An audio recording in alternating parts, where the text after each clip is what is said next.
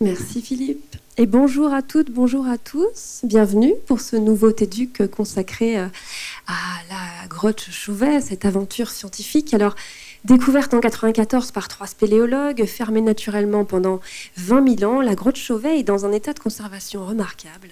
Jamais ouverte au public, les recherches y ont débuté en 1998 et n'ont jamais cessé depuis, mêlant des disciplines scientifiques extrêmement variées, de l'archéologie à la paléogénétique, en passant par la géomorphologie. Jean-Jacques Delannoy nous en parlera. Aujourd'hui, la Cité des Sciences, avec l'exposition Grotte Chauvet, l'aventure scientifique, propose une plongée dans ces explorations scientifiques et place le visiteur dans les pas et dans la peau des chercheurs, au cœur de la démarche scientifique. Alors vous aurez l'occasion tout à l'heure de visiter cette exposition. Donc cette table ronde est un peu une entrée en matière. Et pour nous guider dans cette exploration, eh bien, nous avons la chance d'avoir avec nous Christelle Guiraud, Jean-Jacques Delannoy et Fatima Ramoun. Bonjour à tous les trois. Fatima Ramoun, vous êtes initialement professeure de physique-chimie en collège et aujourd'hui chef de projet pédagogique à la main à la pâte, où vous vous occupez plus spécifiquement de la chimie et des matériaux dans le cadre de l'éducation au développement durable notamment. Christelle Guiraud, vous êtes commissaire de l'exposition Grotte Chauvet, l'aventure scientifique à la Cité des Sciences et de l'Industrie, et vous accompagnerez tout à l'heure les enseignants sur la visite. Et puis Jean-Jacques Delannoy, vous êtes géomorphologue, professeur des universités à l'université Savoie-Mont-Blanc à Chambéry. Vous travaillez sur la grotte depuis le début, donc depuis la fin des années 90 en fait. Et forcément, j'ai envie de commencer avec vous et de vous poser une première question toute simple. La première fois que vous êtes entré dans la grotte, est-ce que vous pouvez nous en parler? Qu'est-ce que vous avez ressenti, puisque vous êtes un des rares quand même à être entré dans cette grotte? Alors effectivement, j'ai la chance d'aller dans cette grotte magnifique dont on parlera tout au long de la journée, de l'après-midi. Je vais dire un truc horrible. En fait, ma première visite de la grotte, moi je suis géomorphologue, donc c'est l'étude des formes du relief. Et je me suis spécialisé dès l'adolescence dans l'étude des grottes, parce que je commençais la spéléologie à 13 ans. Et j'ai vraiment en fait créé mon métier de chercheur dans les grottes, pour faire parler les grottes, parce qu'une grotte, c'est plein de mémoires qui sont enregistrées dedans. Et donc, moi, c'est plutôt les formes que je regarde, parce que chaque forme, c'est un processus, c'est une histoire. Et donc, on peut comme ça raconter l'histoire d'une grotte et plein d'autres choses à travers une grotte. Et quand je suis rentré dans la grotte, j'ai regardé surtout les formes de cette grotte, qui est une grotte avec des formes magnifiques, mais vraiment magnifiques, et en fait, effectivement, on va voir que c'est une grotte qui nous permet vraiment de parcourir pratiquement 5 millions d'évolutions de notre planète. Et oui, vous voyez sur les photos des choses qui interpellent. Et bien entendu, je savais que c'était une grotte ornée, c'était pour ça que j'étais là. Donc, et après, effectivement, ça a été comment ces peintures, ces fresques s'inscrivent dans cette topographie, dans cette morphologie de la grotte, parce que c'est une grotte qui a quand même des formes extrêmement particulières, très organiques, et des formes très rondes, très en douceur, et les œuvres s'inscrivent là-dedans. Donc en fait, très vite, il y avait une connexion qui s'est faite entre les œuvres et puis la morphologie. Ah oui, on dit souvent qu'il y a un avant et un après Chauvet. Alors on dit peut-être ça du point de vue de l'art pariétal. Pourquoi est-ce qu'elle est si unique en fait, cette grotte? Alors unique pour plein de choses, hein. Mais d'abord au niveau de l'histoire de l'art, bien sûr, c'est une grotte qui a complètement cassé la manière de voir l'histoire de l'art, puisque jusque-là, on imaginait dans le monde et le concept du progrès qu'au fur et à mesure qu'on va vers aujourd'hui, les formes d'expression artistique étaient de plus en plus abouties. Et là, il se trouve qu'on a parmi les œuvres artistiques, mais il n'y a pas que les œuvres, les installations, déjà le 3D qui est déjà dans cet art-là, tout ça a été inventé il y a 36 000 ans. Et donc, ça a complètement cassé les modèles de l'histoire de l'art, puisque si on regarde un petit peu avant Chauvet, quand on regarde les livres de l'histoire de l'art, on voit que la période de 36 000 ans, c'est vraiment des dessins qui sont hyper frustres, vraiment on ne reconnaît presque pas les figurations animales, etc. Et là, non, en fait, les œuvres les plus abouties d'un point de vue pictural, d'un point de vue technique de peinture, de préparation des toiles, de la toile minérale, etc., tout est déjà inventé à Chauvet. Donc ça, c'était une révolution totale, hein, donc ça a complètement cassé. Et d'ailleurs, ça a été d'autant plus fort dans la communauté, je veux dire surtout archéologique, peut-être moins dans la communauté de l'histoire de l'art, que d'abord les archéologues, beaucoup d'archéologues dans le monde ont nié en fait les premières datations. Ils ont dit c'est pas possible que ce soit un truc aussi vieux, et il a fallu beaucoup de temps au niveau de la recherche scientifique pour démontrer que si, c'est bien 36 000 ans. Et la deuxième chose, c'est il y a un avant et un après, c'est la manière d'étudier la grotte. Et c'est à partir de la grotte Chauvet, c'est vraiment des études de type interdisciplinaire, donc brassant beaucoup de disciplines pour travailler tous ensemble sur une grotte. Et ça, c'est vraiment unique et le point de départ. Christelle Guiraud, oui, vous voulez réagir? Oui, je voulais réagir. Ah voilà, super. Parce que déjà, c'est très intéressant parce que Jean-Jacques a dit je vais vous décevoir parce que moi j'ai regardé les formes en arrivant dans la grotte. Et donc, vous savez peut-être tous ou pas, mais en tout cas, c'est une grotte ornée et majeure. Et généralement, quand on entend parler de la grotte Chauvet, c'est pour ses peintures pariétales. Et nous, dans cette exposition, on n'a pas fait une reconstitution, vous verrez, et on ne va pas parler que de l'art pariétal, on va surtout parler des chercheurs qui font de la recherche dans la grotte. Qui sont ces chercheurs et ces chercheuses, donc quelles disciplines se côtoient et travaillent ensemble, et aller faire découvrir à nos visiteurs ces méthodologies et ces conditions de recherche aussi, mais dans tous les domaines de sciences.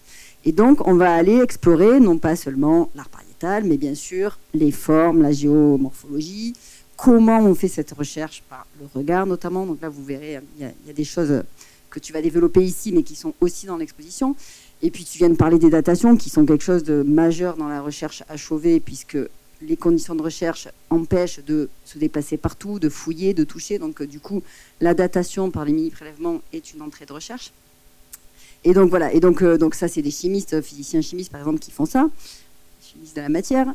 Et voilà. Et donc, ça, c'est vraiment une entrée très importante. Et c'est quelque chose qui n'existe pas actuellement dans les expositions liées à la préhistoire.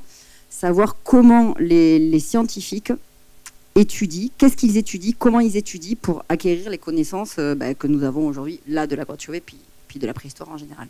On va développer ce que propose effectivement l'exposition et cet angle effectivement très intéressant de la démarche scientifique, plutôt que simplement nous montrer ce que l'on sait aujourd'hui de la grotte Chauvet.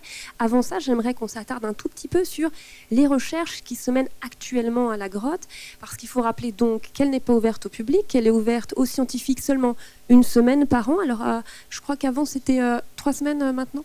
OK. Donc, sur un temps restreint en tout cas.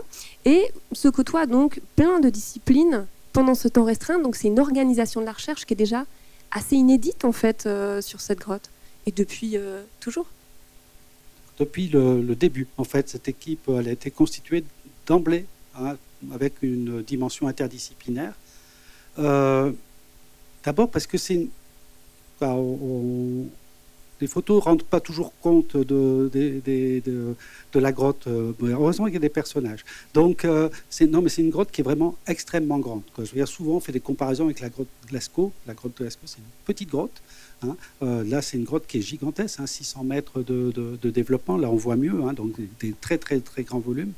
Et il y avait aussi autre chose qui est extrêmement important à dire, parce que c'est ça aussi qui a fait la recherche à Chauvet. Et déjà, Christelle en a parlé, on se déplace que sur des passerelles, comme vous le voyez sur la photo. En fait, ces passerelles passent exactement au même endroit que le chemin des découvreurs quand ils ont découvert la grotte. Donc, ce qui est à la fois très très bien, puisque là, du coup, on n'altère pas du tout la cavité, parce que cette grotte, elle a énormément de particularités, mais j'allais presque dire, en dehors de la force de son art, c'est son état de préservation qui est remarquable. On a vraiment l'impression qu'ils sont partis hier. Je veux dire, les ours, les hommes, on a les empreintes au sol, on a des petits éléments qui ont été laissés de bois, de charbon de bois, mais aussi de saguet ou de silex, comme ça. Ils sont posés comme ça, comme si moi je pose la bouteille là et puis on revient demain. Ben, non, sauf qu'il y a 36 000 ans que c'est là. Donc ça, c'est du coup, d'emblée, l'idée était de dire, il y a tellement de choses qu'il faut regarder, observer, apprendre de tout ce qu'on a sous les yeux. On va ne pas faire du tout de fouilles archéologiques. Alors c'est quand même assez, je veux dire, difficile, parce qu'en fait, souvent quand on parle de grottes, de sites ornés, tout de suite on pense fouilles. Et en fait, là, il y a déjà énormément d'informations qui existent dans la grotte à chercher. Et puis finalement, au lieu de faire des fouilles, qu'on va dire, dans le sol, on va faire finalement avec la même démarche qu'une fouille, mais sauf qu'on va travailler sur des temporalités, des chronologies qui sont sur les parois, qui sont inscrites sur les parois, avec les superpositions de peinture, avec le type de roche, etc., etc. Donc, de fait, cette interdisciplinarité, elle a fonctionné, je veux dire, de manière extrêmement bien et vite, parce que tout le monde était déstabilisé. Parce qu'en fait, dans tous les corps de métier scientifiques, on ne pouvait pas faire ce qu'on avait l'habitude de faire. Moi, en général, je gratouille, je touche. Là, oui, pas le droit de toucher, pas le droit de gratouiller. Le paléontologue, il prend l'os, il le recouvre, etc. Le pariétaliste, il va s'approcher très très près, etc. Donc, en fait, tout ce qui était nos manières de faire de la recherche, on a perdu en fait nos outils. Et donc, il a fallu reconstruire ensemble nos outils de la recherche, et on l'a fait d'emblée de manière interdisciplinaire et au travers donc de ce travail. Donc, c'est vrai que ça a été quelque chose d'extrêmement puissant qui fait qu'aujourd'hui, c'est presque une école en fait de recherche dans les grottes du monde entier sur les grottes ornées. Et en l'occurrence, le choix de cette grotte pour une exposition est d'autant plus pertinent que tout part de l'observation. Et ça, c'est quelque chose qu'on peut tous faire. Notamment, il y a une visite virtuelle qui est possible, que propose le ministère de la Culture. On peut accéder comme ça à une visite virtuelle de la grotte.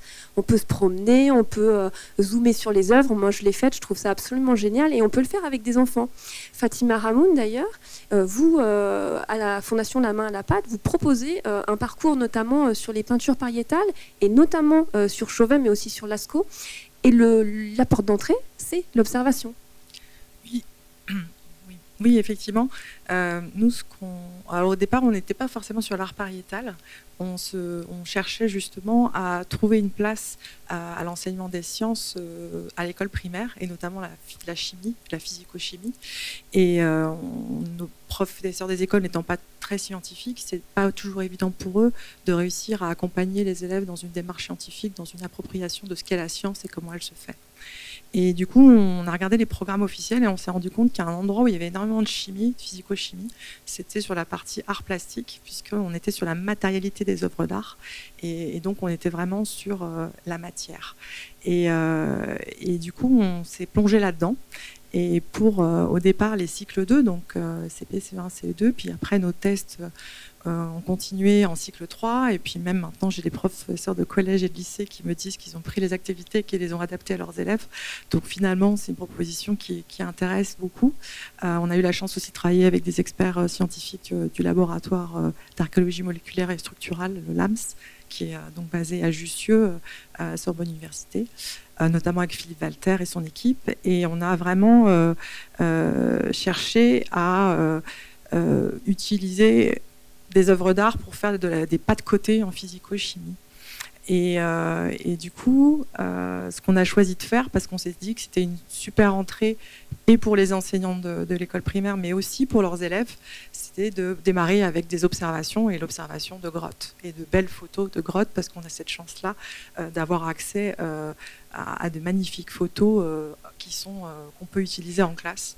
Et donc, effectivement, il y a tout un premier travail avec les élèves d'observation, de description des œuvres, donc beaucoup de langage aussi. Et puis après, on se pose la question de, finalement, comment ils ont pu faire à l'époque, comment ça a pu être réalisé. Et donc, il y a plein d'idées, parce qu'ils ont déjà une culture de l'art pariétal, soit familiale, soit à l'école, on a déjà parlé de ça. C'est dans les programmes, et du coup, ils ont plein d'idées, et on leur propose du coup d'essayer d'expérimenter, d'essayer d'extraire des couleurs de matières premières potentiellement disponibles à l'époque ou pas. Après, on essaie de voir un peu aussi avec les possibles et leurs idées. Et on va du coup essayer d'extraire ces couleurs.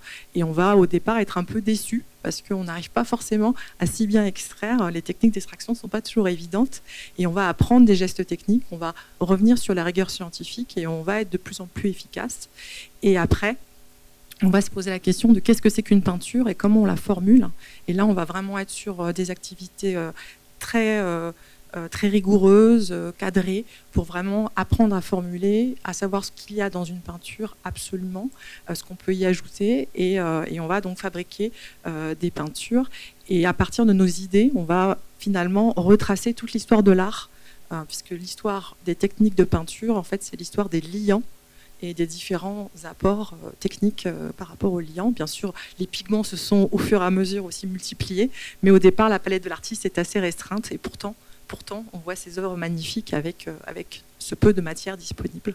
Et donc voilà, on va vraiment faire, à partir de cette entrée magique, vraiment, enfin, pour les élèves et leurs professeurs, de commencer avec ces magnifiques œuvres d'art. Ça va nous permettre vraiment de faire tout un parcours scientifique et d'essayer de nous rapprocher aussi de la manière dont les chercheurs travaillent. Voilà. Pardon, mon micro ne marchait pas. Ce qu'il faut préciser, c'est que vous avez travaillé avec des experts, enfin, avec des scientifiques du laboratoire d'archéologie moléculaire et structurale qui est basé à Jussieu, un laboratoire CNRS Sorbonne Université, qui est aussi un laboratoire qui est impliqué en fait dans les recherches de la grotte et qui est mis en valeur aussi dans l'exposition. Donc il y a vraiment une filiation entre toutes ces activités. Et dans l'exposition justement, l'idée ça va être de effectivement mettre les enfants les visiteurs plus globalement dans la peau de scientifiques, en leur proposant les expériences même des scientifiques, mais à hauteur d'enfant, quoi. Comment on fait cette adaptation-là? Alors attendez, voilà, c'est bon. Oui, on a notre objectif étant de parler des scientifiques et de la recherche dans la grotte Chauvet. On a vraiment voulu mettre à disposition de nos visiteurs, que ce soit des enfants ou des adultes, ce qui est un peu, ça s'adresse vraiment à tout le monde et on est assez content parce que ça marche bien pour chacun.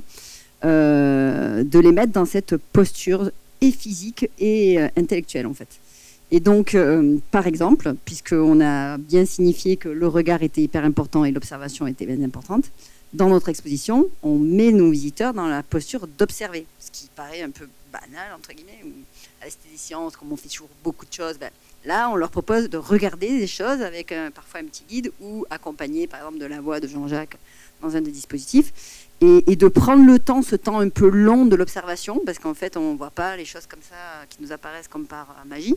Donc ce temps-là, il est important et on le voit dans la recherche en général, hein, le temps est important. Donc ça, c'est quelque chose de très important pour nous de les mettre dans la posture de l'observation. Donc ça peut faire des liens avec les activités de la main à la pâte, par exemple. Et puis après, nous, comment on fait ça? En fait, en tant que concepteur d'expo, on s'est dit qu'on allait partir, on s'est mis des partis pris très forts, qu'on allait partir de la donnée des chercheurs et des chercheuses, et uniquement ça. C'est-à-dire qu'on n'a pas inventé, je sais pas moi, des jeux ou des trucs comme ça, des scénarios séparés pour expliquer un contenu. On est parti de ce que nous donnaient les chercheurs. Donc il n'y a que les images et les données des chercheurs. Donc ça, c'est vraiment chouette. Et on n'a jamais menti, entre guillemets. Donc tout ce qu'on décrit vient de nos chercheurs. Par exemple, il y a quelques activités sur des ordinateurs, il y en a 4-5. Et en fait, pourquoi? Parce que là, typiquement, dans leur recherche, les chercheurs avaient besoin de l'outil informatique, par exemple. Voilà, donc ça c'est un exemple. Et puis après, c'est une collaboration étroite avec toute l'équipe des chercheurs, qui sont d'ailleurs présentés dans l'exposition avec des portraits, photos, textes et pour certains, petits commentaires audio. Et ce qu'on a voulu faire vraiment, et ça marche assez des premiers retours qu'on a, c'est que qu'on désacralise un peu le scientifique en fait. C'est-à-dire finalement c'est des personnes comme vous et nous, on a tous nos compétences, vous en pédagogie, Jean-Jacques en géomorphologie, et finalement voilà, les visiteurs qui viennent dans l'expo et les enfants peuvent tout à fait s'identifier à ces personnes. En plus, il se trouve que c'est quand même des activités qui sont assez concrètes pour les publics, et donc ils peuvent tout à fait se mettre dans la peau et par exemple détourer une empreinte qu'on voit au sol. Bon, c'est pas si simple de voir les empreintes, de les détourer, de les identifier. C'est un travail très complexe en paléontologie et ethnologie. Mais en fait, nous, on est arrivé à montrer à travers directement les photos des chercheurs, faire aux visiteurs exactement la même chose, comparer par exemple son détourage à celui du chercheur, et ensuite comprendre comment on identifie que c'est une empreinte d'un loup et pas d'un cuon, qui est une autre espèce de canidé. Et voilà, et on les mène comme ça jusqu'au bout de l'analyse. Et en fait, c'est très agréable, très satisfaisant pour les visiteurs, y compris les enfants. Oui, et puis l'exposition, elle met en évidence des nouvelles méthodes aussi d'analyse. Vous disiez, voilà, le fait qu'on soit contraint comme ça, on doit rester sur la passerelle, et puis bon, on ne peut pas tout toucher, on ne peut pas tout voir, on ne peut pas faire de prélèvement. Bah, la contrainte stimule la créativité, hein, y compris dans la méthode scientifique finalement. Et est-ce que vous pouvez nous donner comme ça un exemple finalement de recherche qui est née de cette contrainte en fait? Est-ce que c'est une nouvelle technique ou pas? On a redonné peut-être les lettres de noblesse de ce qu'est la carte. Puisque globalement, on a un plan, soit on peut faire une carte du sol, ou soit des relevés des parois.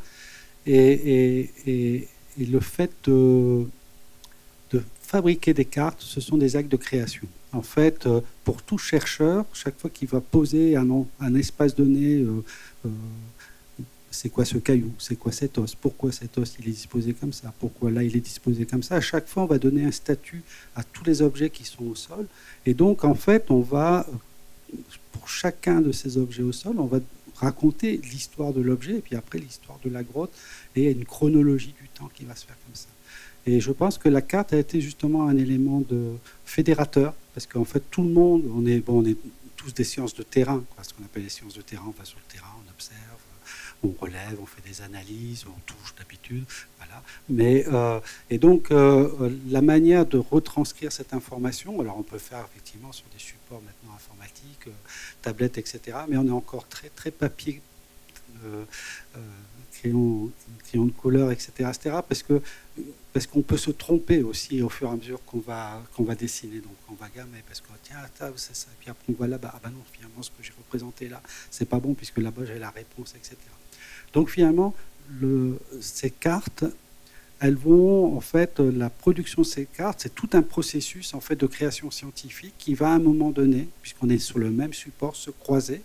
Et donc, du coup, de pouvoir comme ça raconter un peu l'histoire de la grotte, parce que la grotte, elle a vécu avant, elle a vécu pendant les fréquentations humaines et animales, et puis elle a continué de vivre après.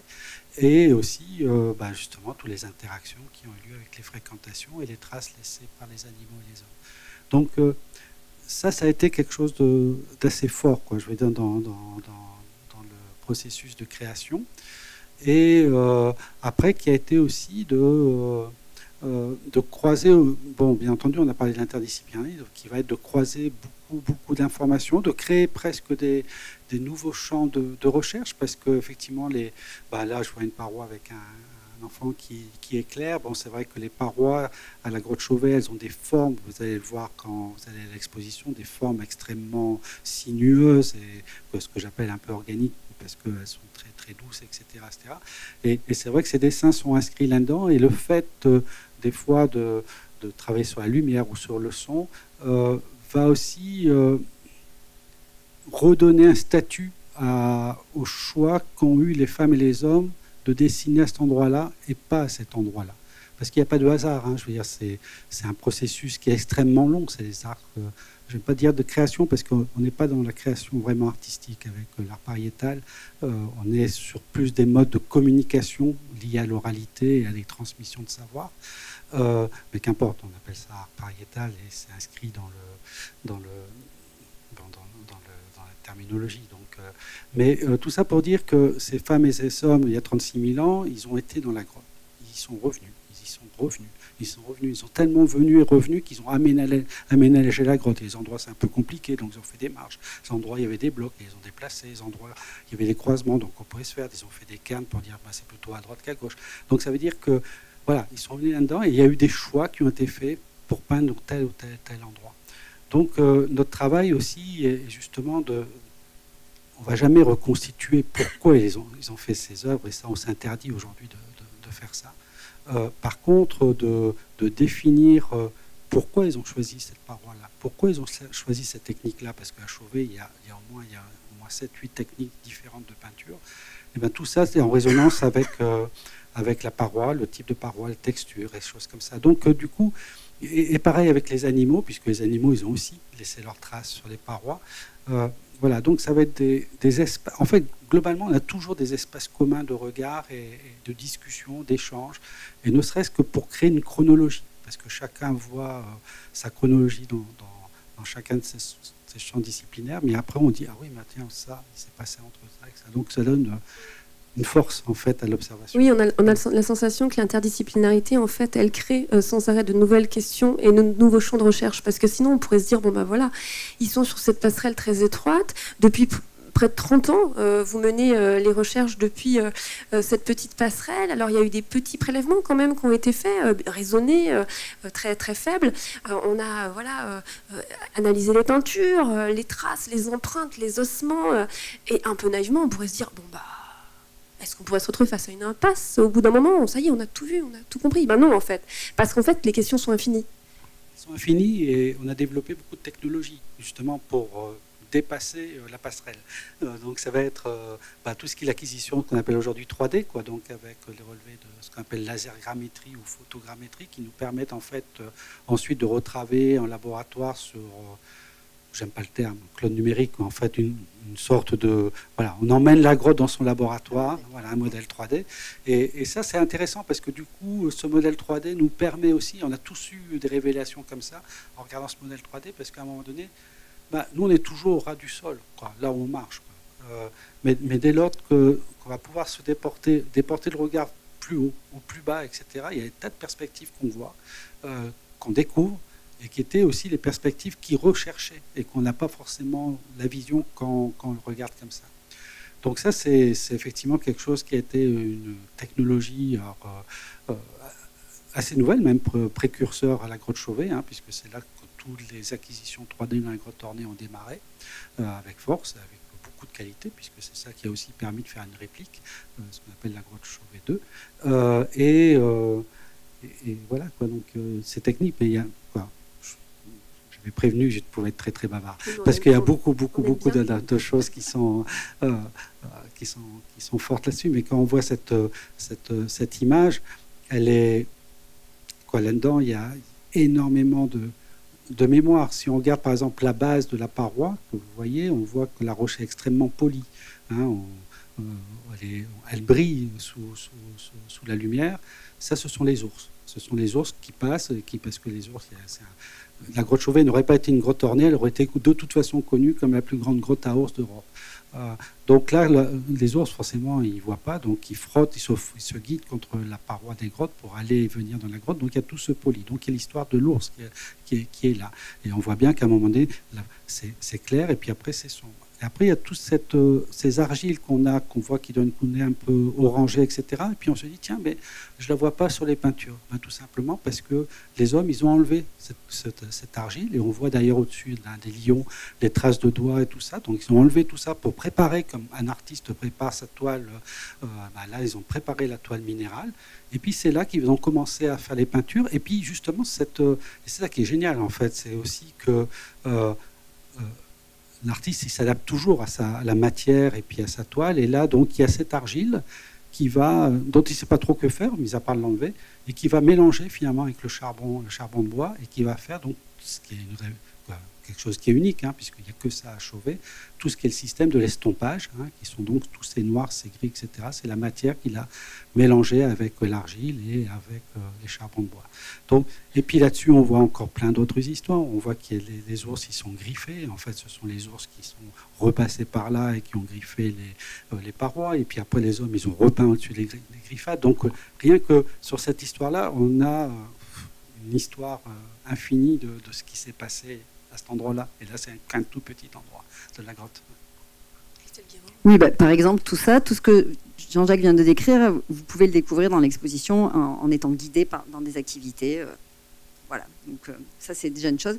Et je voulais rebondir sur ce que vous disiez tout à l'heure, Marie-Catherine, par rapport aux innovations éventuelles. Quand on a commencé à travailler sur l'exposition, on s'est assez amusé du fait que cette équipe de chercheurs, elle travaille avec des outils à la fois très low-tech, parce qu'en fait, ils partent à pied depuis le fond du vallon, ils montent avec leur sac à dos, y compris l'eau et la nourriture.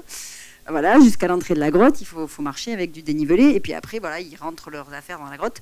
Et donc, ils ont vraiment développé une agilité comme ça, technique, sur plein de petits outils très, très agiles. Par exemple, nous, ça nous avait beaucoup amusé, un compteur de gouttes développé par Dominique Gentil. Et en fait, donc, il veut savoir combien d'eau coule sur d'une stalactite sur une stalagmite. Il met un petit haut-parleur et il enregistre les plocs des gouttes. Et à la fin de l'année, il sait combien de litres d'eau sont passés par là. Donc ça, c'est très ingénieux, c'est tout bête. Et puis, à la fois, tout ça, donc toute cette activité et ces outils un peu low-tech et cette activité qui semble un peu banale parce que c'est que le regard, qui est un regard quand même compétent, bien sûr, il est mis en relation avec toute la question, avec des innovations technologiques, enfin des technologies très high-tech, entre guillemets, comme par exemple la datation, c'est quand même pas rien, d'aller isoler des isotopes, d'aller les mettre dans des spectromètres, d'aller comptabiliser les isotopes des atomes, par exemple, mais aussi toute la question mathématique, sciences numériques avec les modèles 3D qui sont des modèles géoréférencés sur lesquels on travaille après avec précision. C'est pas juste une petite 3D comme ça. D'ailleurs, la 3D qui a servi à faire la réplique n'est pas celle sur laquelle vous travaillez, parce qu'elle n'est pas assez définie. Voilà. Il y a aussi des compétences de mathématiciens et de statistiques très importantes. Enfin, voilà, il y a quand même des ingénieurs, physiciens du feu, par exemple, pour faire des modélisations à partir des données de la grotte, des feux qui auraient pu avoir lieu dans la grotte. Voilà. Et cette chose-là, elle interagit bien ensemble. C'est très intéressant. Et une autre chose qui nous avait beaucoup marqué, et tu en as parlé aussi, Jean-Jacques, donc je fais le lien, c'est que cette recherche, elle est en fait, dans cette interdisciplinarité, elle est chronospatiale. C'est-à-dire que la carte est l'élément commun sur lequel on met ces données ensemble pour se parler entre les diverses disciplines et se poser de nouvelles questions, avoir des nouvelles connaissances, enfin, aller vers de nouvelles connaissances. Et la datation, qu'elle soit absolue avec les datations donc, chimiques ou relatives avec toutes ces questions de qu'est-ce qui s'est passé, est-ce que le cheval noir, là, c'est le premier ou le dernier décidé, voilà, éventuellement. Cette datation chronologique, donc relative ou pas, elle va venir s'intercaler pour finalement avoir une compréhension générale de qu'est-ce qui a bien pu se passer ici entre des humains qui venaient, des animaux qui sont là. Et voilà, avec tous les trous qu'on a, parce que c'est quand même une véritable enquête avec pas beaucoup de preuves. Mais finalement, c'est complètement passionnant de voir comment toutes ces connaissances peuvent être mises en commun pour aller encore au-delà, quoi. Et ce que je trouve rigolo, c'est qu'on écoute beaucoup, vous dites passionnant, et puis on voit et on entend la fascination encore 30 ans après chez Jean-Jacques Delannoy. Mais c'est vrai, l'émerveillement est intact quand on vous entend parler des peintures. Et donc, j'ai l'impression quand même, effectivement, que cet émerveillement, cette curiosité, c'est vraiment l'entrée, quoi. C'est la base pour avoir envie. Et c'est aussi, avec les enfants, j'imagine, la porte d'entrée essentielle. Et c'est sûr que les peintures rupestres et Chauvet, c'est une chouette porte d'entrée. Peut-être pour ça que vous l'avez choisi. Est-ce que c'est toujours ça le point de départ, justement? D'abord la curiosité, d'abord on questionne. Tiens, pourquoi? Je comprends pas. C'est ça le point d'entrée? L'idée, effectivement, c'est toujours d'essayer d'avoir une première situation qui va être engageante pour les élèves, qui va leur donner envie de se poser des questions, parce qu'en fait, c'est pas si évident que ça de se poser des questions. Et effectivement, l'observation d'un scientifique, spontanément, on l'a pas, même dans la vie, même nous adultes. Et ça se travaille, c'est une compétence justement qu'on peut travailler, observer comme un scientifique, et donc se donner des critères. Qu'est-ce que je vais observer sur combien de temps, enfin voilà. Et c'est vrai qu'on a besoin d'avoir cet engagement, parce qu'on va les activités vont être difficiles en fait pour les élèves. Il va falloir qu'ils s'approprient une démarche scientifique, qu'ils tâtonnent, mais qu'après ils y mettent beaucoup de rigueur. Et effectivement, si on ne réussit pas à avoir une situation très engageante pour eux, ça peut effectivement du coup être plus difficile à mener pour l'enseignant. Et ce qui est assez intéressant aussi avec ces œuvres d'art, c'est leur conservation. Et c'est vrai que se pose la question aussi de comment c'est possible qu'on ait encore de si belles œuvres d'art, alors qu'on peut voir des œuvres plus récentes qui ont été extrêmement dégradées. Et du coup, c'est aussi l'occasion de se poser la question de la conservation et de la dégradation des couleurs. Et on a Et effectivement... vous avez fait aussi des activités autour de cette question. Effectivement, où on essaie vraiment de... Alors nous, c'était avec les physico-chimistes du LAMS, mais on a vraiment essayé de, avec un défi sur une œuvre d'art un peu rudimentaire que l'enseignant fabrique, qui va dégrader. Alors si c'est les beaux jours, on peut dégrader à la lumière, parce que c'est quand même un des paramètres les plus destructeurs pour les œuvres d'art. Ou alors, si c'est l'hiver, on a prévu justement de dégrader avec plutôt du jus de citron, si on prend un jus qui est un peu sensible à l'acidité, voilà. Et du coup, on va vraiment se mettre dans la peau d'un chercheur du LAMS et on va essayer de remonter comment a été produite cette œuvre d'art par l'enseignant et qu'est-ce qui lui est arrivé. Comment est-ce qu'elle a été dégradée? Bien sûr, en encadrant le travail et en les accompagnant, mais on est vraiment, parce qu'après on peut leur montrer une vidéo qu'on a pu... alors on ne l'a pas tournée celle-ci dans notre parcours de formation, mais les auteurs nous ont donné le droit de l'utiliser dans le parcours de formation pour les enseignants, qui peut être montré aux élèves, où on voit justement une doctorante du LAMS qui travaille sur la tapisserie de Bayeux et qui essaie de remonter aux couleurs d'origine et qui fait exactement le même travail qu'eux. Mais bien sûr avec d'autres outils et pas le capteur œil comme nous en classe, mais bien sûr avec des outils beaucoup plus... le même questionnement et puis l'enquête, parce que c'est vrai que moi, c'est ce qui est beaucoup ressorti quand je suis allée voir l'expo, je me suis dit, oh c'est génial, on mène une enquête, quoi. On a vraiment cette impression de mener une enquête, on reconstitue, tiens, dans quel ordre ils ont fait ça, puis d'ailleurs c'est super, on peut comprendre l'ordre dans lequel ont été peints en fait ces chevaux, ces animaux, et simplement en observant les traits, etc., en regardant, enfin c'est assez passionnant, ça je dois dire, le côté enquête. Et il faut rappeler... on lit que cette grotte, on a pu entendre que cette grotte, c'est un peu comme si ses habitants, alors qu'ils soient humains ou non humains, étaient partis hier, mais en fait, bon, quand même, elle a changé. On disait, voilà, les œuvres sont peut-être très bien préservées, les peintures sont très bien préservées, les ossements aussi, mais elle a changé. Et ça aussi, c'est une histoire qu'il faut reconstituer. Oui, c'est vrai. La grotte, une grotte, comme j'ai dit tout à l'heure, elle a vécu avant, elle s'est formée, elle a son histoire, et puis après les hommes et les femmes, les humains sont venus là, ils ont laissé leurs traces, et puis il y a 21 000 ans, en fait, il y a 29, il y a 3 épisodes qui fait qu'à un moment donné, il y a un grand pan de rochers, d'escarpement qui est juste au-dessus de la grotte, qui est tombé et qui a donc scellé la grotte, donc plus personne ne rentrait dans cette grotte, ce qui explique son état de conservation. En fait, les grottes, c'est le meilleur endroit où on peut conserver les choses. D'ailleurs, il y a aussi d'autres types de produits qui sont stockés sous terre, donc, parce qu'on peut avoir une grande longévité. Et voilà. Et donc, la grotte a continué à vivre. Et ça, c'est quelque chose qui est important à percevoir, parce que nous, on voit la grotte aujourd'hui comme on la voit. Et on va peut-être projeter des tas de connaissances, de savoirs qu'on a acquis, etc., en fonction de ce qu'on voit. Sauf que la grotte, elle a continué à évoluer. Il y a des endroits où le sol s'est effondré. Et puis surtout, il y a eu beaucoup de stalactites et stalagmites qui ont poussé, puisque quand la grotte a été visitée, c'était pendant les épisodes froids du Quaternaire, donc avec une végétation qui est assez indigente. Donc finalement, les stalactites et les stalagmites ne poussent pas pendant les épisodes froids. Et puis après, on a ce qu'on appelle l'Holocène, donc depuis 15 000 ans, qui est le climat tel qu'on le connaît aujourd'hui. Et à ce moment-là, on va avoir les stalactites et les stalagmites qui vont pousser. Et donc, du coup, aujourd'hui, comme première question à laquelle je vous ai répondu, c'est une super belle grotte, et moi, c'est ce que j'ai regardé de première. Et puis, surtout, il y a des concrétions magnifiques, avec des couleurs magnifiques, etc. etc. Et que, du coup, du coup, ça altère un peu, ça altère pas le regard, c'est ça qu'on voit, mais du coup, ça altère la lecture qu'on a du paysage souterrain, et je dis bien paysage souterrain, qu'ont connu donc les hommes de la préhistoire. Et par exemple, il y a une galerie qu'on appelle la galerie du cactus, qui se situe juste après une salle où il y a énormément de restes animaux, et surtout donc d'ours. Et là, donc, c'est une grotte, une partie de la grotte où il y a beaucoup de représentations d'ours sur la paroi. Et il se trouve que cette galerie, elle est un peu cachée aujourd'hui par des tas de colonnes, ce qu'on appelle stalagmitique, un rideau de stalactites et stalagmites. Donc, on aurait pu interpréter, ils ont fait les dessins là derrière, parce que c'est un endroit un peu caché, donc un peu intime par rapport aux ours, etc. etc. Donc, on peut raconter des tas d'histoires comme ça, sauf que c'est des histoires qu'on se raconte aujourd'hui, mais qui n'est pas du tout l'histoire de l'époque, parce qu'à l'époque, il n'y avait pas du tout de stalactites et stalagmites, et cette galerie était totalement ouverte. Pareil, sur les sols, on voit sur le sol, la première partie du sol avec la passerelle, on voit quelque chose qui brille, la calcite, etc.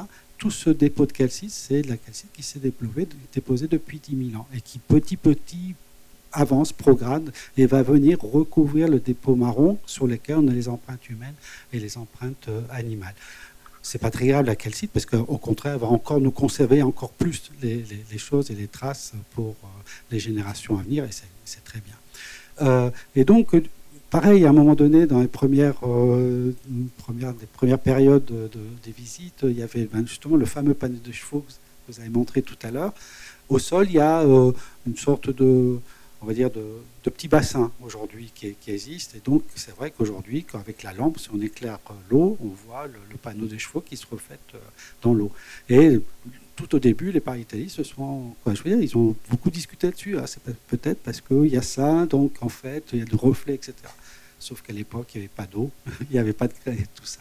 Donc, c'est important de remettre parce que ça permet aussi vraiment de pouvoir intellectuellement se mettre dans l'aspect cognitif et penser du choix qui a été fait, donc des espaces qui ont été peints et d'autres espaces qui n'ont pas été peints, puisque la grotte Chauvet, elle a, comme j'ai dit, une très très grande grotte, et puis qui a surtout cette particularité d'une grotte qui est toute en respiration, c'est-à-dire qu'on a des endroits où c'est peint, des endroits où il n'y a pas du tout de peinture, des endroits où c'est peint, ensuite des endroits où il n'y a pas de peinture, des endroits qui sont peints. Quoi, un très très bon musée où il n'y a pas toutes les œuvres qui sont au même endroit.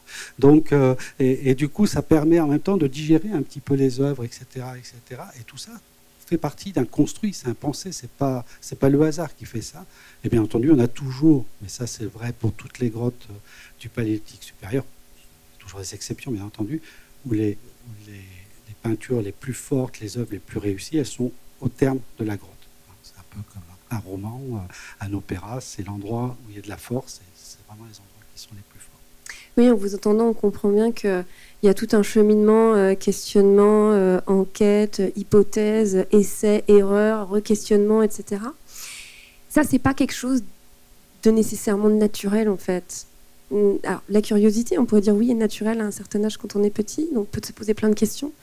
Ça se perd un peu aussi, peut-être en grandissant, et il faut l'entretenir. Et dans les démarches que vous menez, Fatima Ramoun, avec les élèves, comment on fait? Vous disiez qu'il faut que ce soit très engageant.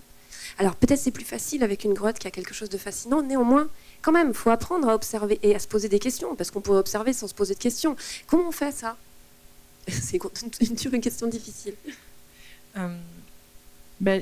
De toute façon, la curiosité, effectivement, on l'a très jeune, mais elle se perd. Elle se perd assez rapidement.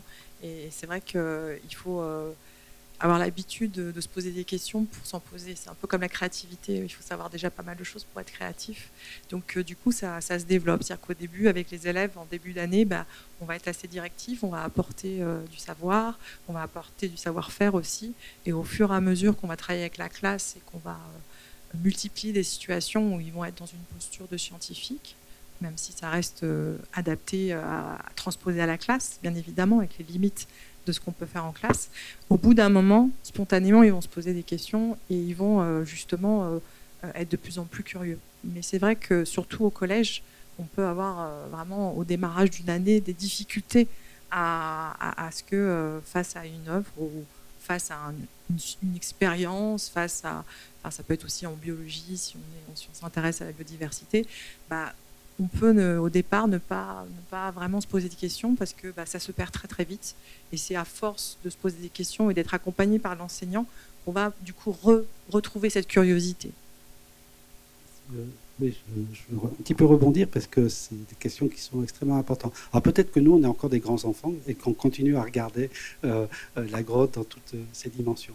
Mais c'est vrai que c'est des choses qui se perdent très très vite et surtout c'est quelque chose qui n'apparaît pas sérieux de se poser sur un caillou et simplement de regarder et d'observer. En fait, il faut avoir l'humilité qu'en fait tout est sous nos yeux. En fait, on n'invente rien, on ne fait que avoir des clés de lecture qui nous permettent de raconter une histoire qui est inscrite dans un paysage, qui est inscrite dans une grotte, qui est inscrite sous nos yeux.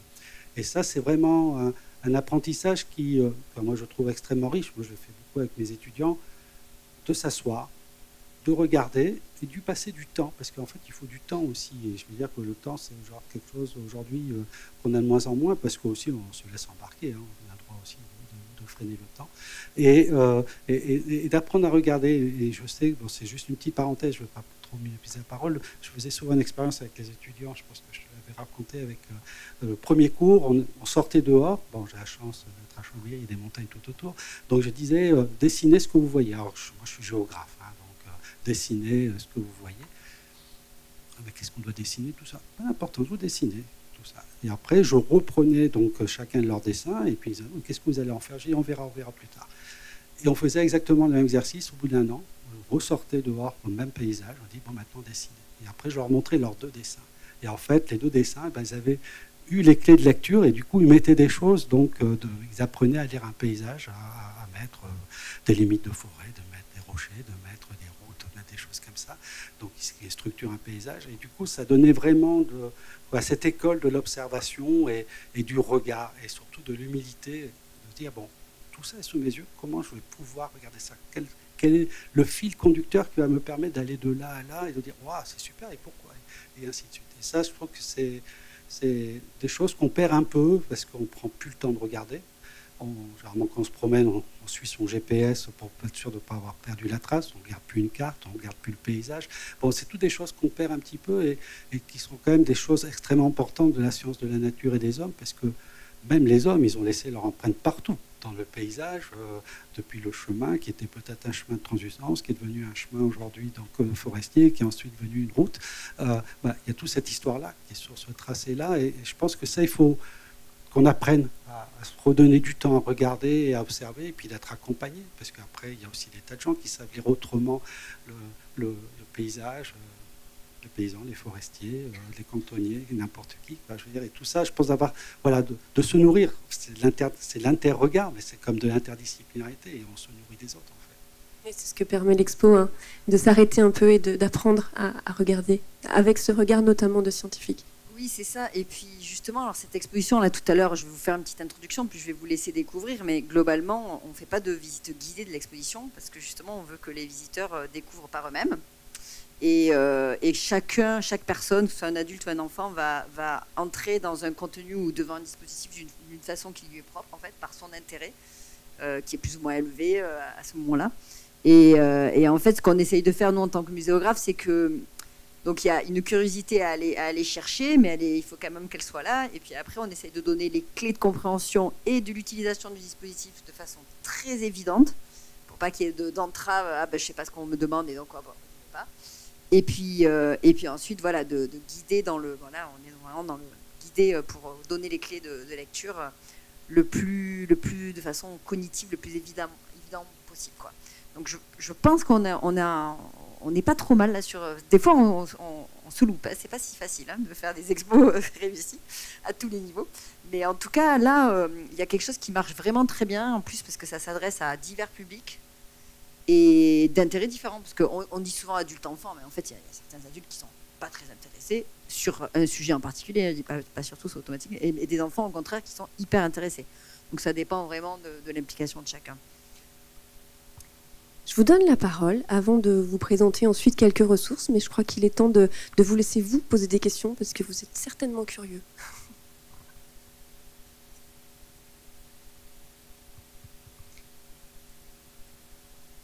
Et j'essaie de me débattre avec ce PowerPoint. Bonjour, ça marche tout seul. Moi, j'ai 2 questions, une question un peu technique. Est-ce que, parce qu'à l'époque, ils n'avaient pas toutes les lampes qu'on voit sur les photos, l'éclairage, est-ce que vous simulez, alors soit en 3D, soit même dans la grotte, un éclairage potentiel de l'époque? Ça, c'est la question technique. Et la question, l'autre, je ne sais pas comment on peut la classifier, parce que j'ai lu un livre il y a quelques temps sur la caverne imaginaire de Loïc Lequelec, qui essaye d'interpréter les raisons des arts pariétaux. Je n'ai pas tout lu en détail, mais c'est quand même assez convaincant, son argumentaire, et assez intéressant. Et donc, je ne sais pas si la communauté scientifique, qu'est-ce qu'ils en pensent actuellement de cette idée-là. Voilà, c'est les 2 questions. Alors, la première, c'était par rapport donc, à l'éclairage. Effectivement, ça, c'est une grande question.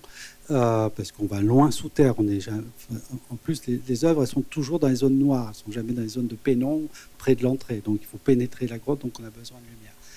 Aujourd'hui, on a deux types en fait d'éclairage qui étaient utilisés. Donc c'est la lampe à huile à graisse, graisse animale essentiellement, qu'on va trouver. Il y en a une qui a été retrouvée dans la grotte de Lascaux, il y en a qui ont été retrouvées dans la grotte de Néra en Andalousie, où tout le parcours était, guidé par des lampes à graisse, etc. Dans le cas de la grotte Chauvet, on n'a pas du tout trouvé de témoins de lampes à graisse. Par contre, on a trouvé beaucoup de témoins donc, de torches, notamment des torches qui sont faites avec du pin sylvestre. C'était le seul arbre qui existait à l'époque en climat froid dans la région. Et d'ailleurs, c'est le même pin sylvestre qui a fait les charbons pour faire les fusains, pour faire les dessins. Et on sait que c'est donc là, il se déplaçait essentiellement donc avec des torches. Et ça, on le sait parce qu'une torche, pour la raviver, il faut qu'on la frotte sur la paroi ou sur un caillou, et on a les endroits où il frottait. Donc là, au moins en Chauvet, on a ça. Après, il y a eu des grands feux dans le Chauvet aussi. Dans l'exposition, on en parle effectivement, des feux assez importants qui ont suffisamment chauffé la paroi, et que le calcaire, c'est vraiment un très très mauvais terme d'un point de vue thermique, c'est un très mauvais conducteur, donc la roche elle casse, elle pète. Donc du coup, on a ces éléments-là. Après, on ne sait pas trop le rôle de ces feux. Est-ce que c'est pour faire de l'éclairage? Est-ce que c'est pour d'autres choses? Et donc là, j'en viens à la deuxième question. Globalement, dans la communauté archéologique et ethno-archéologique et anthropologique mondiale, on essaye de pas trop interpréter les choses, parce que on peut faire des parallèles avec j'ai la chance de travailler en Australie et aussi avec les Amérindiens, qui au moins en Australie, qui dessinent encore leur site avec une tradition orale, etc. Ça, c'est une culture. Mais est-ce que cette culture fait sens avec une culture du paléolithique? Je pense qu'aujourd'hui, on n'ose plus le faire. Par contre, de dire que, et ça, c'est une réalité, jusqu'au moment où on va nous dire que c'est pas, mais pour l'instant, il y a quand même un trait de force, on va dire, c'est que tout ce qui est l'art pariétal est associé à l'oralité. Tant qu'on a l'oralité, il y a des éléments d'histoire véhiculés par le discours oral, par la transmission orale, qui va être porté sur des parois. Donc, pendant le paléolithique, chasseur-cueilleur, c'est surtout autour de l'animal, parce que l'animal, c'est tout. En fait, il n'y a pas de territoire des hommes. Le territoire des hommes, c'est le territoire de l'animal, parce que l'animal, c'est celui qui nourrit. Donc, on va se déplacer, comme on a des saisons chaudes et des saisons froides, les troupeaux se déplacent, les hommes vont être nomades pour ça. On va se vêtir dans l'animal, et les tentes et tout ça, elles sont faites avec des défenses de mammouth et tout ça. Donc, ça, c'est vraiment ce qui est important. Dès lors qu'on va arriver au néolithique, on a encore une tradition orale. Là, on change complètement, puisqu'à partir du néolithique, c'est l'homme qui devient agriculteur et sédentaire, etc. Et donc, c'est lui qui crée son territoire. Et là, c'est très, très rigolo, très intéressant, c'est qu'on voit tout de suite qu'au niveau de l'art pariétal, c'est l'homme qui est au centre et ses activités. Donc, on voit bien que voilà, c'est quand même une expression des cultures qui existent en lien avec leur territoire, et comment on se fabrique un territoire, comment on vit dans un territoire. Donc ça, c'est vraiment des choses qui sont fortes, et sur lesquelles il y a vraiment des choses qui sont extrêmement développées, qui vont aussi se développer beaucoup sur pourquoi il y a tant de grottes et il y a si peu de grottes ornées. Ça veut dire que les grottes ornées correspondent à des endroits qui sont choisis, et qui ne sont pas choisis au hasard. Généralement, elles sont choisies dans des endroits où, d'un point de vue géographique, paysager, on a des paysages qui sont extrêmement forts. Bon, la grotte Chauvet, c'est un exemple, puisqu'on a une entrée de gorge, des gorges de l'Ardèche, qui est tout de suite barrée par une arche naturelle qui est le pont d'Arc. Et juste là, à cet endroit-là, il suffit de tourner sa tête à gauche, on voit l'entrée de la grotte Chauvet. Donc on ne peut pas la louper. C'est-à-dire que la grotte Chauvet, dans une tradition orale, elle est extrêmement facile à expliquer où elle est. Et globalement, toutes les grottes, la gorge de l'Ardèche, et même en Dordogne, etc., sont toujours dans des endroits qui sont faciles à expliquer par l'oralité. Il y a toujours un point saillant dans le relief ou dans la vallée qui vont dire « elle est là, elle n'est pas ailleurs ». Et ça, c'est extrêmement important. Et ça, on le retrouve aussi avec les populations aborigènes, avec la Dreamline, où pour pouvoir aller d'un endroit à un autre, un site rituel à un autre, c'est essentiellement au niveau de points qui sont saillants. Donc, aujourd'hui, on est plutôt dans cette... D'ailleurs, c'est une science qui est en train de se développer dans ce qu'on appelle l'archéologie des paysages ou le paysage de l'archéologie, parce que là, on a vraiment des choses qui sont suffisamment tangentes pour qu'on puisse construire un discours. Dès lors qu'on va passer dans peut-être dans d'autres sphères, et j'aime beaucoup Jean-Louis Lequelec, hein, c'est un ami. Après, bon, voilà, c'est un point de vue, on va dire. Après, il y a d'autres points de vue, voilà.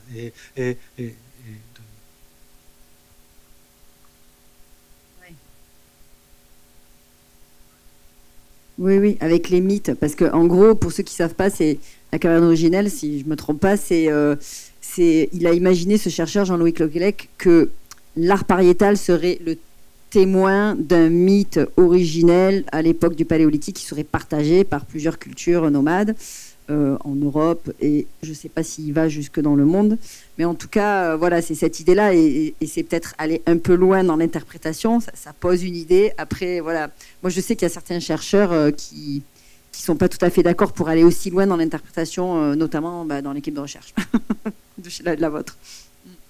Par contre, qu'au départ, la puissance de l'oralité dont il parle est extrêmement puissante. Aujourd'hui, d'un point de vue cognitif, notre cerveau se réduit de plus en plus parce qu'on déporte complètement toute notre mémoire sur du papier, sur des tablettes, sur ceci et cela. Donc, je veux dire, à l'époque, tout se passe là, quoi. Je veux dire, toute la mémoire, elle est que là.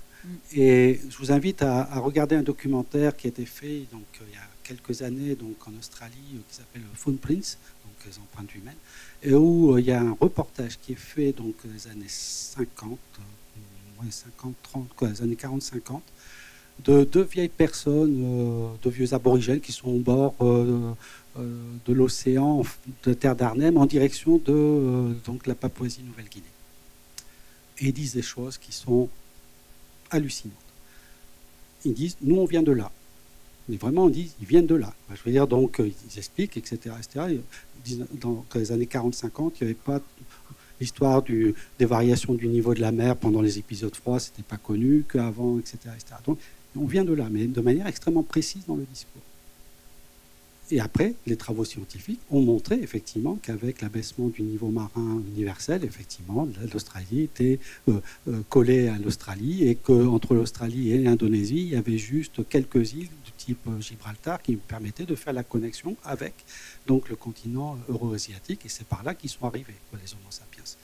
Et de raconter ça dans les années 40-50 avec une force de l'oralité, ça c'est extrêmement puissant. Donc il y a effectivement des tas de mythes, il y a des tas d'histoires, il y a des tas de choses qui sont véhiculées par l'oralité. Ce que les chercheurs pariétalistes, notamment Carol Fritz, m'a expliqué là, dans le travail de l'expo, c'est que le fait qu'on voit ces dessins qui ont une certaine homogénéité et dans le bestiaire et dans la façon de dessiner, ça nous amène à penser que c'était pas n'importe qui dessinait, parce que sinon il y aurait beaucoup plus de diversité et que du coup il y avait une transmission déjà de la culture du dessin. Alors c'était des personnes particulières dans la société et que ça faisait partie justement d'une culture à se transmettre, donc de cette culture de l'oralité. Et quelque chose donc autour d'une mythologie, alors on peut appeler ça croyance, religion, tout ça, mais bon, en tout cas quelque chose qui structure et qui se transmet. Et donc ça c'est avéré. Alors après on peut mettre dessus c'est le mythe originel ou pas, bon, voilà, c'est autre chose, mais en tout cas cette chose-là est réelle. Et puis après par rapport à votre question, la première, les chercheurs, ils allument pas des torches dans la grotte pour faire leur recherche. Par contre, à travers leur 3D, ils sont capables de faire... Ah, il fallait pas le dire. Non, mais vous le faites pas, je le sais. et donc, ils peuvent, dans leur 3D, se poser ces questions-là. D'ailleurs, les chercheurs, là, Catherine Ferrier et Jean-Claude Leblanc, qui font les études sur les feux, se posent la question de est-ce que il y aurait quelque chose autour du rituel et du son et lumière. Alors ça, c'est nos mots à nous, mais est-ce que la lumière a une importance voilà. Et puis, bon, il y a aussi les pariétalistes qui nous disent bien que les parois, on les voyait à l'époque, enfin, les humains préhistoriques les voyaient autrement que nous, parce que c'était pas la même lumière. Et puis aussi, ils font des études d'acoustiques. Et alors, donc la question de est-ce qu'il y a des peintures dans les endroits où ça résonne bien et tout ça, elle existe depuis très longtemps, hein, depuis la moitié du XXe siècle. Mais il n'y a pas encore la réponse, en fait. Ça, c'est l'imaginaire. Donc là, à Chauvet, ils font des études d'acoustiques. Donc, ils ont déjà réalisé une simulation numérique de la grotte telle qu'elle existe aujourd'hui, c'est-à-dire avec les concrétions à la calcite et la passerelle. Et l'objectif, mais ça sera dans quelques années, c'est d'atteindre la simulation acoustique de la grotte à l'époque du Paléolithique. Et là, on va pouvoir avoir des retours acoustiques intéressants. Et donc ça, c'est présenté dans l'exposition. Et vous pouvez écouter la grotte telle qu'elle est aujourd'hui, vous enregistrez même. Et puis rendez-vous dans 5-6 ans pour... Et moi, ce que je trouve juste intéressant par rapport à votre intervention, c'est est-ce que finalement la mise en récit, c'est pas aussi une façon d'intéresser le public? C'est-à-dire, oh oui, c'est une interprétation, c'est une hypothèse. Si elle est présentée en tant que telle, voilà, c'est très bien. Et finalement, c'est peut-être cette mise en récit, faire sens, essayer de faire des liens, etc. Peut-être un peu audacieux, mais qui permet aussi de nous intéresser beaucoup. C'est sûr. Donc, mais il faut faire attention. Mais il faut faire attention, peut-être le dire. Parce qu'en fait, aujourd'hui, c'est plus le cas. Mais alors ça, c'est pas moi qui l'ai inventé. C'est des chercheurs qui me l'ont dit. Mais les propres préhistoriens ou archéologues se sont fait avoir. Ils ont inventé des histoires et ils ont cru à leurs propres histoires. Ils sont tombés dans leur mythologie presque. C'est Jean-Louis Lequelec qui m'a raconté ça à l'occasion d'une exposition précédente. Mais voilà, parce qu'en fait, à un moment donné, on a envie, on est des humains, de se raconter des histoires. Il faut savoir en sortir. Il faut savoir. À un moment donné, mais là, dans l'équipe de recherche de Chauvet, vous êtes très très clair là-dessus. C'est ce qu'on sait, c'est ça. Ce qu'on peut imaginer, c'est ça. Entre les deux, il y a un monde et il y a certaines choses, on ne saura jamais répondre aux questions. Ça ouvre la créativité. Voilà. Est-ce que vous aviez peut-être d'autres questions, une ou deux questions encore?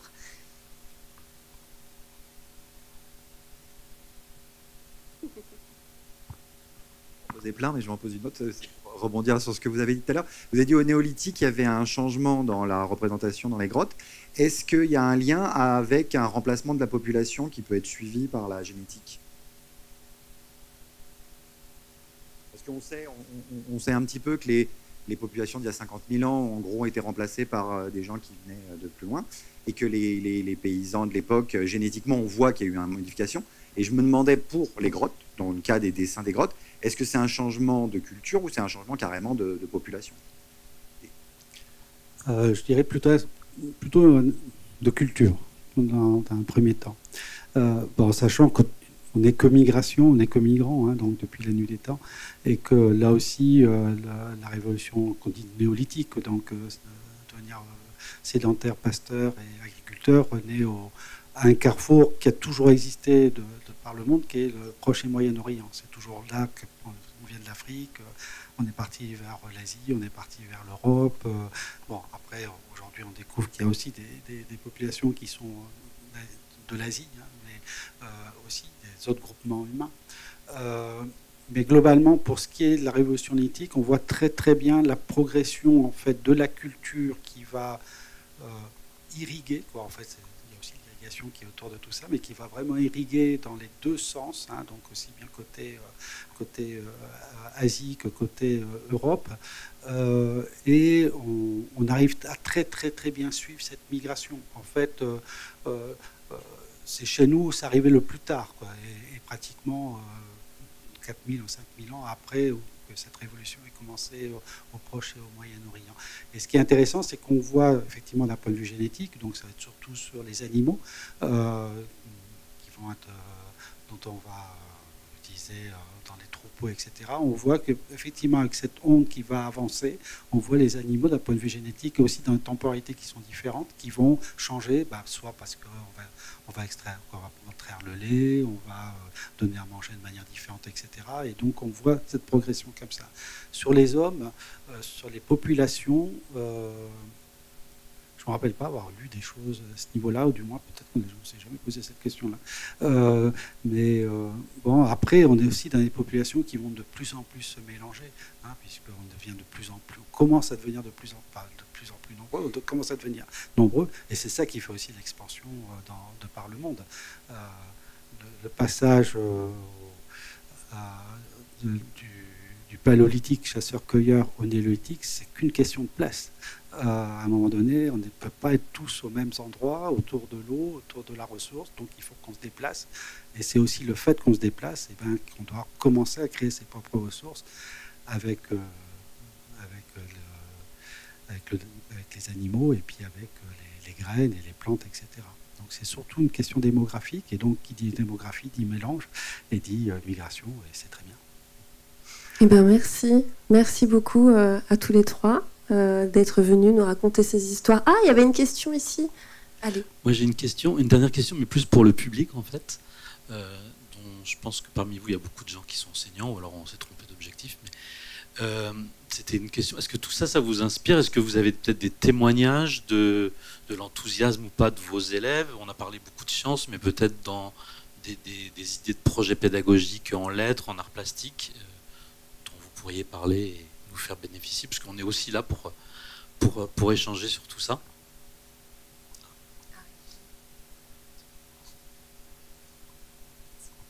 Bonjour, je suis éducatrice Montessori en élémentaire. Donc j'ai du CP au CM2 dans ma classe. Et pour le coup, la curiosité des enfants, quand on parle d'histoire dans tous les domaines, et surtout en histoire, c'est vraiment de se demander pourquoi, comment. Et justement, je suis venue aujourd'hui parce que c'est quelque chose que je voudrais essayer de développer un peu plus et dont on manque de matériel et de possibilités. Donc c'est le genre de choses qui intéresserait beaucoup les enfants, au contraire. De pouvoir se poser des questions, de regarder comment font les chercheurs, de savoir comment est-ce qu'on a toutes ces informations-là, pouvoir les transmettre aussi, les mettre en scène ou ce genre de choses, c'est totalement ce qui intéresse les enfants. Vous allez venir à l'exposition avec eux alors? Avec grand plaisir. Et ils vont manipuler. Un autre témoignage peut-être?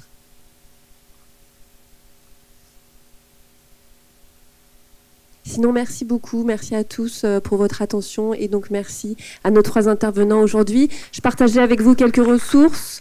Donc la visite virtuelle de la grotte, je vous en ai parlé sur .culture.gouv.fr, les ressources de la cité, donc le dossier enseignant des ressources de l'exposition et puis le dossier des liens avec les programmes scolaires, les ressources de la Fondation La Main à la Pâte, bien sûr, et puis un ouvrage qui a été coordonné par vous-même, Jean-Jacques Delannoy, et aussi Jean-Michel Geneste, qui est l'Atlas de la grotte Chauvet, qui est, je crois, un peu un ovni, un ouvrage magnifique, et que vous pourrez certainement voir dans les murs de la cité.